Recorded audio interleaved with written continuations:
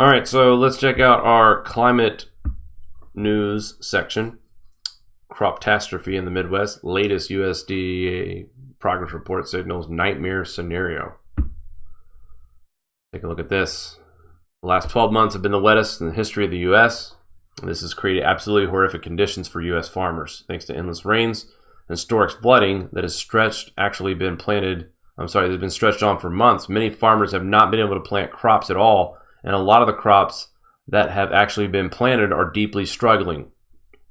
What this means is the U.S. agricultural production is going to be way, way down this year. The numbers that I am about to share with you are deeply alarming, and they should serve as a wake-up call for all of us. The food that each one of us eats every day is produced by our farmers, and right now our farmers are truly facing a nightmare scenario. It says here you can view the latest USDA crop progress report right here on this link. According to that report, corn and soybean production is way behind expectations. Last year, 78% of all corn acreage has been planted by now. 78% had been planted by now. This year, the number is just sitting at 49%. That's all corn acreage, not just in Nebraska. Almost 30% below where they should be at this point. The percentage of corn has emerged from the ground is a paltry 19% compared to 47% this time. So the percentage of corn that has started to grow at this point is at a measly 19% compared to a usual 47%. Again, almost 30% increase. We see similar numbers when we look at soybeans. Last year, 53% of all soybean acreage had been planted by now. This year, that number has fallen to 19%. Guys, last year we were talking about crops being late. That was our biggest headline last spring. That and Kilauea. But by the time Kilauea happened, we started seeing farmers in the fields starting to get things going. A little bit. So this year, we're 30% behind in planting in soybean and almost 30% behind in corn. And we don't have any kind of sign of relief to these areas that are desperately in need. The percentage of soybeans that emerged from the ground is just 5% compared to 24% this time last year. Mari and I were talking about this. People are going to switch to the soybean part of the business. I don't think so. Because only 5% is popping up right now. Corn, at least, is at 19%. The soybean is just 5%. This is getting kind of crazy, folks. ZeroHedge.com is where the story comes from. In other words, we are going to have a whole lot less corn and soybeans this year. Farmers in the middle of the country desperately need conditions to dry out for an extended period of time, but so far that has not happened, and it doesn't look like it's going to anytime soon.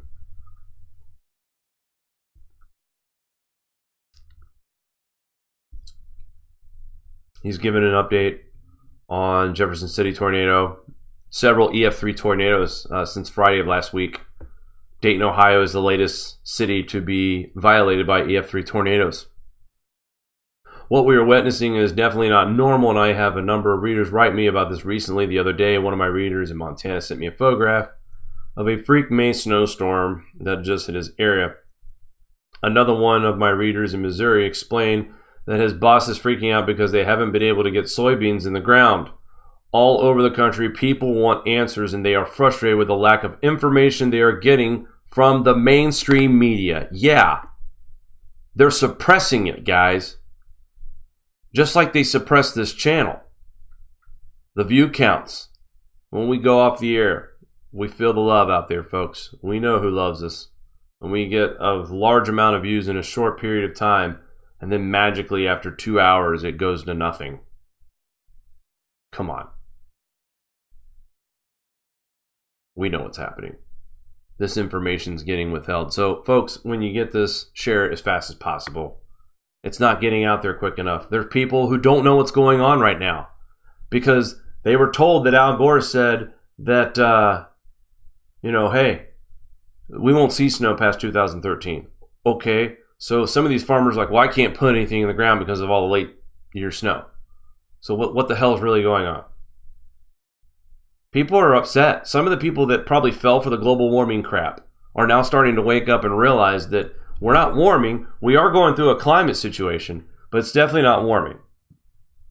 And the folks who talk about the GSM, Grand Solar Minimum, our main message is number one, longer winters, longer, colder winters, snowy, shorter grow seasons. It didn't say anything about heat going away. It just said shorter grow seasons. What's happening right now compared to last year? Each year since 2016, our grow season has shortened. And this year, it's skyrocketed as far as how much it's shortened so far. Soybeans are okay to plant this late, going into June. Corn, that window's starting to close. And what kind of corn are we talking about at the end of this harvest? We're struggling to see decent produce now. I know the corn that we had in our local market stores are pretty pathetic.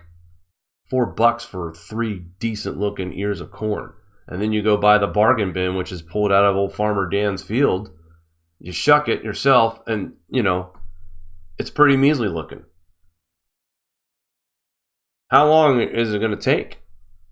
And guys like this over here at Zero Hedge,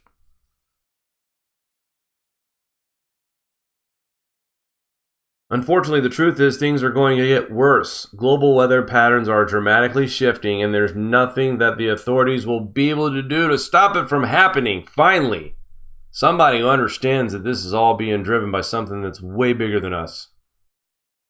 Natural cycles. They've been here forever, and they will continue to be here, and nothing will stop them. Period. And the faster people realize this, the quicker we can stop hem-hawing around and get to the real meat of the bone, which is preparing for this, learning to grow, learning to can, learning survival skills once again, folks. People over here at Zero Hedge don't have time for conspiracy theories or fear-mongering. I'd like to think that this website gives decent financial advice. If I'm wrong, please correct me. It's obvious there are people out there who are in journalism that are paying attention, that it's not just happening here in the United States, and that it's starting to get a little bit scary, especially when we look at the numbers and compare them to the years before. And, things like what we've talked about on this channel are happening, just like others in the GS community as well. Switching to a lighter side of this, barely anyone at the White Sox game. Okay, first of all, unfortunately, I am a Royals fan, so terrible year for us. Guys, this is the actual attendance today. Illinois, Chicago. Nobody cares about no freaking baseball. Terrible weather, severe weather on the way. Weren't we talking snow not too long ago up here? And how much longer are we going to see this affect Major League sporting events? Not just baseball, but maybe even football this year.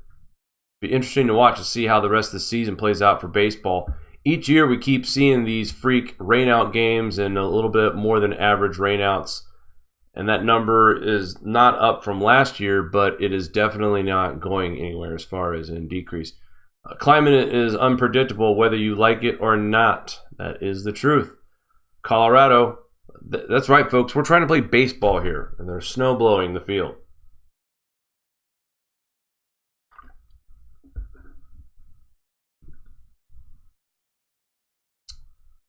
Click on this real quick.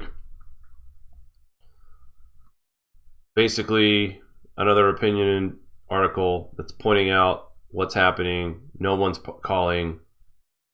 No one's predicting. This hasn't happened in our lifetime. Again, I'm seeing a lot more confusion and frustration being reported about climate now. I don't have that feeling that there is a confidence and consensus of climate change. This is sad. Nest captures Baby eagle's death before California or after the California snowstorm, nonprofit says. Thousands have turned to live stream a video of a bald eagle nest for weeks to watch as 2 baby birds hatched at Big Bear Lake in California. Their mother began to raise them, but Monday, following a tough storm that left the mother eagle crusted in snow, and one of the eaglets had died, according to Friends of Big Bear Valley, the nonprofit that broadcast the video. Nest camera footage shows the other eagles moving around as the young eagle's body lies motionless in the middle of the nest. That is absolutely heartbreaking. The eagle that died was called Cookie. A name the animal was given by kindergartners in Santa Ana who won a naming contest, KTLA reports. He was up earlier but looked weak. 6-week-old birth death. He also seemed less energetic the day before. So sad, but hey, the unpredictability, baseball is not the most important thing when you look at things like this, where now our natural habitat is killing nature itself. They are not ready for this cold snap. This is not the kind of weather that's supposed to be happening right now. This, to me, is a very powerful image when you think about the Crazy Cortez, who we can see in the bottom right hand of this video. A snow-crusted bald eagle overlooking its snowy nest in a country that's supposed to be global warming. It's warming because of man. No more snow is going to fall because we're warming, right? And if we don't start practicing these green policies, that we're never going to cool, that we're going to keep warming and keep warming. How ironic is this? These people that are trying to rob you of taxpayer money because they're telling you that you're creating climate change, that you're making the planet warm with the CO2. So if they can't prove CO2 isn't rising the temperature, I'd like to see how they're going to prove that CO2 is causing more rain and more floods and more wind and all that. I'd love to see them turn that one, how they got to transition that one. Because I'm sure they'll try. The CO2 temperature theory is dying. This picture right here speaks volumes. A rare snowstorm hit Arizona this time of year, Northern California. Snow still falling in the Colorados, parts of Wyoming, Montana. But we're warming, right? It's okay, guys. You keep driving your SUVs around, we'll get hot again.